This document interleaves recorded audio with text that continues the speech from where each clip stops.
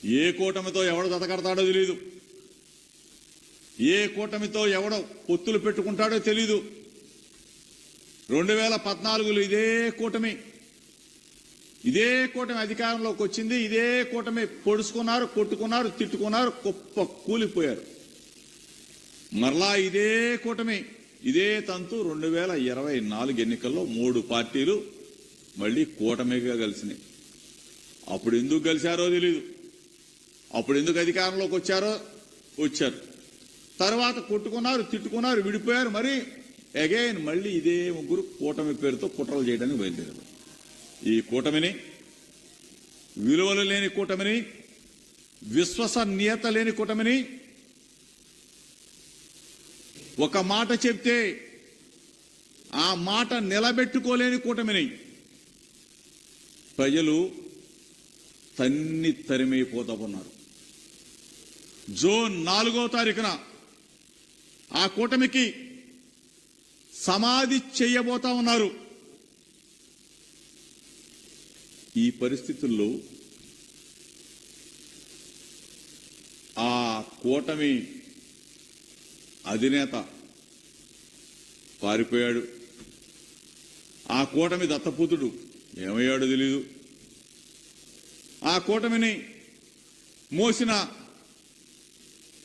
జాతీయ party address గల్లంతు కాబోతోంది.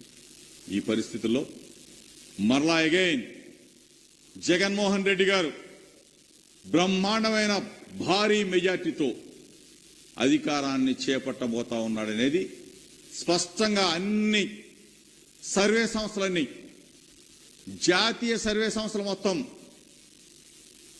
ఏకతాటి మీద వైఎస్ఆర్ కాంగ్రెస్ పార్టీ ప్రభంజనం ఆంధ్రప్రదేశ్ రాష్ట్రంలో వీయబోతా ఉంది.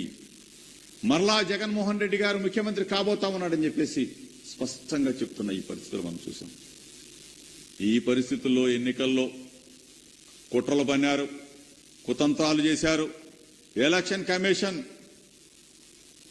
కొంతమందిని ఎస్పీలను మార్చారు, కొంతమంది కలెక్టర్లను మార్చారు. మార్చిన చోటే గొడవలు జరిగినాయి.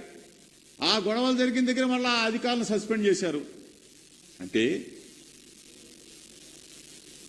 పరిపాలన సక్రమంగా చేసే ఎస్పీలని, కలెక్టర్లని కావాలని కుట్రపూర్వకంగా మారిస్తే మరలా అదే ప్రాంతంలో గొడవలు జరిగినాయి. మరలా అదే అధికారులని సస్పెండ్ చేశారు. అంటే నిబద్ధతలను గాలికి వదిలేశారు. వ్యవస్థల్ని వాడుకున్నారు. వ్యవస్థల్ని బస్టు పట్టించడంలో చంద్రబాబు నాయుడు అంత దుర్మార్గుడు, బస్టు పట్టించాడు. అయినా సరే ప్రజాస్వామ్య బద్దంగా జరిగే ఎన్నికల్లో ప్రజాస్వామ్యయుతంగా వైఎస్ఆర్ కాంగ్రెస్ పార్టీ నిలబడ్డాం. ప్రజల ఆశీస్సులతో గెలవబోతా ఉన్నాం. నమ్మకం మా మీద ఉంచారు, నమ్మకం మా లీడర్ మీద ఉంచారు, మా జగనన్న మీద ఉంచారు జనం. ఎన్ని కుట్రలు పనినా, ఎన్ని విధ్వంసాలు సృష్టించినా, శాంతి భద్రతల్ని విఘాతం కలిగించే విధంగా ప్రవర్తించిన తెలుగుదేశం పార్టీ, జనసేన పార్టీ ఎన్ని దుర్మార్గాలు చేసినా సరే ప్రజాస్వామ్యంలో గెలవబోతా ఉంది. ఈరోజు మా మీద, మా పార్టీ లీడర్ల మీద, ఆఖరికి నా మీద కూడా, మంత్రుల మీద కూడా 302లు 307లు ఎస్సీ ఎస్టీ యాక్ట్లు పెట్టినా సరే ధైర్యంగా ప్రజాక్షేత్రంలో నిలబడ్డాం, గెలవబోతా ఉన్నాం. వైఎస్ఆర్ కాంగ్రెస్ పార్టీ జెండా రేపరేపలాడబోతా ఉంది. జూన్ 4వ తారీఖున వైఎస్ఆర్ కాంగ్రెస్ పార్టీ శ్రేణులన్నీ కూడా సంబరాలకు సిద్ధం కమ్మని చెప్పేసి మీ ద్వారా కూడా పిలుపునిస్తా ఉన్నాం.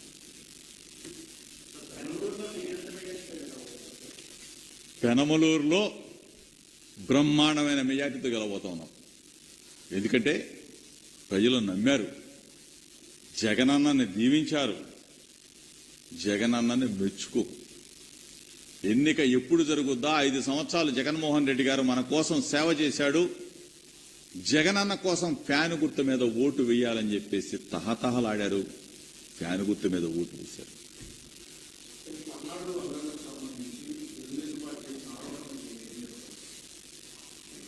పల్నాడులో శాంతి భద్రతల్ని, ప్రజాస్వామ్యాన్ని కూనీ చేసింది తెలుగుదేశం పార్టీ.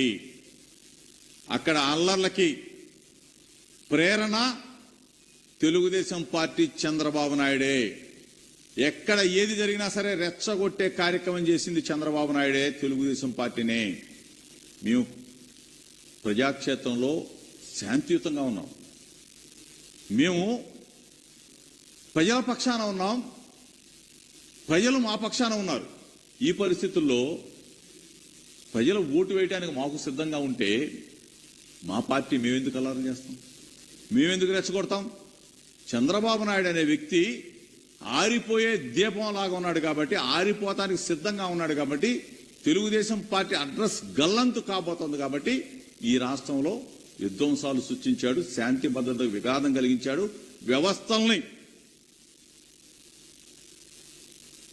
వ్యవస్థలన్నిటిని కూడా అడ్డం పెట్టుకుని